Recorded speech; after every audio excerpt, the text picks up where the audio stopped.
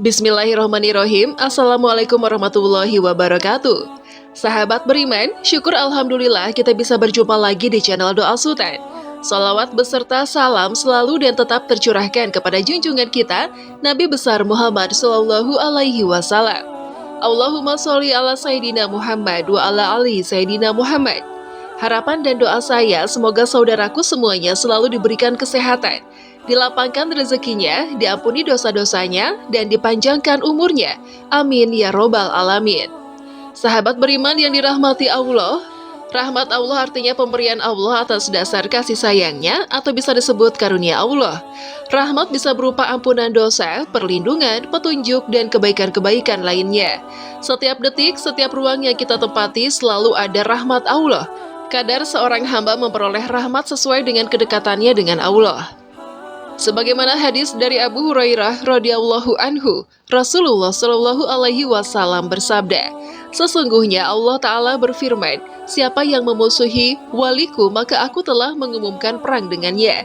Tidak ada takarubnya seorang hamba kepadaku yang lebih aku cintai, kecuali dengan beribadah, dengan apa yang telah aku wajibkan kepadanya, dan hambaku yang selalu mendekatkan diri kepadaku dengan nawafil atau perkara-perkara sunnah di luar yang fardu, maka aku akan mencintainya. Dan jika aku telah mencintainya, maka aku adalah pendengarnya yang dia gunakan untuk mendengar, penglihatannya yang dia gunakan untuk melihat, tangannya yang digunakannya untuk memukul, dan kakinya yang digunakan untuk berjalan. Jika dia meminta kepadaku, niscaya akan aku berikan, dan jika dia minta perlindungan dariku, niscaya akan aku lindungi. Hadis riwayat Bukhari. Allah Subhanahu wa Ta'ala berfirman, katakanlah apakah akan kami beritahukan kepadamu tentang orang-orang yang paling merugi perbuatannya, yaitu orang-orang yang telah sia-sia perbuatannya dalam kehidupan dunia ini, sedangkan mereka menyangka bahwa mereka berbuat sebaik-baiknya. Quran Surah Al-Kahfi ayat 103-104. Setiap manusia tentunya menginginkan rahmat Allah Subhanahu wa Ta'ala. Akan tetapi, manusia banyak yang tidak dapat rahmat Allah disebabkan oleh manusia itu sendiri. Berikut 7 golongan atau ciri-ciri manusia yang jauh dari rahmat Allah Subhanahu wa Ta'ala.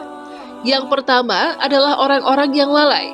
Adalah mereka golongan manusia yang jauh dari rahmat Allah, karena di dunia Allah Subhanahu wa Ta'ala telah mengunci mati akan hati, pendengaran, dan penglihatan mereka daripada kebaikan dan kemuliaan lagi. Apabila Allah Subhanahu wa Ta'ala memberi atas diri-diri mereka waktu untuk bertobat, niscaya tiadalah melainkan mereka tetap dengan kesesatannya, sehingga menyebabkan mereka lalai dari mengingat Allah. Allah Subhanahu wa Ta'ala berfirman, mereka itulah orang-orang yang hati, pendengaran, dan penglihatannya telah dikunci mati oleh Allah. Dan mereka itulah orang-orang yang lalai. Pastilah bahwa mereka di akhirat nanti adalah orang-orang yang merugi.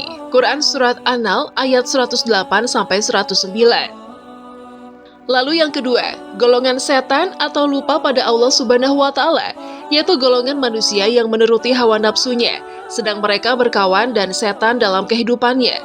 Ketahuilah bahwasanya setan itu menghiaskan sesuatu yang buruk itu agar terlihat baik daripadanya, yang menyebabkan mereka lupa kepada Allah dan jauh daripada rahmatnya. Allah Subhanahu wa Ta'ala berfirman, setan telah menguasai mereka lalu menjadikan mereka lupa mengingat Allah. Mereka itulah golongan setan. Ketahuilah bahwa sesungguhnya golongan setan itulah golongan yang merugi. Quran Surat Al-Mujadalah ayat 19. Yang ketiga, berburuk sangka kepada Allah. Mereka mengira bahwa Allah telah memberi mereka keburukan dan menjauhkan daripada mereka kebaikan yang mereka kehendaki. Dan itulah seburuk-buruknya prasangka kepada Allah. Maka ketahuilah bahwa sesungguhnya Allah senantiasa memberi kebaikan kepada sekalian manusia, bahkan kepada manusia yang tiada menyembahnya sekalipun. Allah Subhanahu wa Ta'ala berfirman, itu adalah prasangkamu yang telah kamu sangka terhadap Tuhanmu.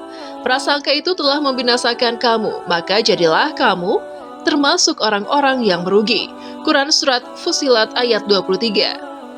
Yang keempat, mengada-ngadakan dusta kepada Allah, yaitu mereka yang di dunia bersusah payah untuk menghiaskan kepada manusia bahwa ia adalah orang yang paling baik ucapannya dan perbuatannya, dan mengatakan sesuatu yang baik. Sedangkan sesuatu yang baik yang ia sampaikan itu tidak ada pada dirinya, atau seumpama pemimpin yang memiliki kekuasaan, yang dengan kekuasaannya ia berbuat dengan kehendaknya dan tidak berbuat adil kepada rakyatnya, dan di hatinya tidak ada Allah Subhanahu wa Ta'ala. Padahal sesungguhnya Allah Subhanahu wa Ta'ala Maha Mengetahui atas apa yang ia sembunyikan di dalam hatinya. Allah Subhanahu wa Ta'ala berfirman, "Maka barang siapa mengada-ngadakan dusta terhadap Allah sesudah itu, maka merekalah orang-orang yang zalim." Quran Surat Ali Imran ayat 94. Lalu yang kelima, aniaya, yaitu mereka yang tidak berlaku adil terhadap sesama, yang cenderung merugikan orang lain demi keuntungan yang ia akan memperoleh untuk dirinya sendiri. Allah Subhanahu wa Ta'ala berfirman, "Hai orang-orang yang beriman, janganlah kamu saling memakan harta sesamamu dengan jalan yang batil, kecuali dengan jalan perniagaan yang berlaku dengan suka sama suka di antara kamu. Dan janganlah kamu membunuh dirimu, sesungguhnya Allah adalah Maha Penyayang kepadamu. Dan barang siapa berbuat demikian dengan melanggar hak dan aniaya, maka kami kelak akan memasukkannya ke dalam neraka, yang sedemikian itu adalah mudah bagi Allah." Quran Surat An-Nisa ayat 29-30. Lalu yang keenam, mentaati pemimpin yang zalim. Janganlah Anda mengikuti pemimpin yang zalim, yang tidak berlaku baik di antara sesama dan yang menyeru untuk terjun kepada lembah kebinasaan, karena sesungguhnya ia adalah musuhmu. Maka hendaknya kita menasehatinya dan mengembalikannya kepada jalan kebenaran. Allah Subhanahu wa Ta'ala berfirman, "Dan sesungguhnya jika kamu sekalian mentaati manusia yang seperti kamu, niscaya bila demikian kamu benar-benar menjadi orang-orang yang merugi." Quran Surat Al-Mu'minun ayat 34. Kemudian yang ketujuh, percaya pada kebatilan dan ingkar kepada Allah Subhanahu wa Ta'ala. Allah Subhanahu wa Ta'ala berfirman, "Katakanlah, cukuplah Allah menjadi saksi antaraku dan di antara kamu. Dia mengetahui apa yang di langit dan di bumi. Dan orang-orang yang percaya kepada yang batil dan ingkar kepada Allah, mereka itulah orang-orang yang merugi." Quran Surat Al-Ankabut ayat 52.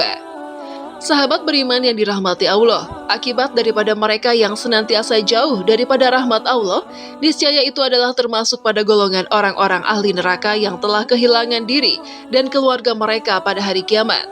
Demikian yang bisa saya bagikan, semoga bermanfaat untuk kita semua. Amin ya robbal alamin. Wassalamualaikum warahmatullahi wabarakatuh. A'udzu billahi minasy syaithanir rajim. Bismillahirrahmanirrahim. Alhamdulillahi rabbil alamin. Ar-Rahmanir Rahim. Maliki yaumiddin. Iyyaka na'budu wa iyyaka nasta'in. Ihdinas siratal mustaqim. Siratal ladzina an'amta 'alaihim ghairil maghdubi 'alaihim waladdallin.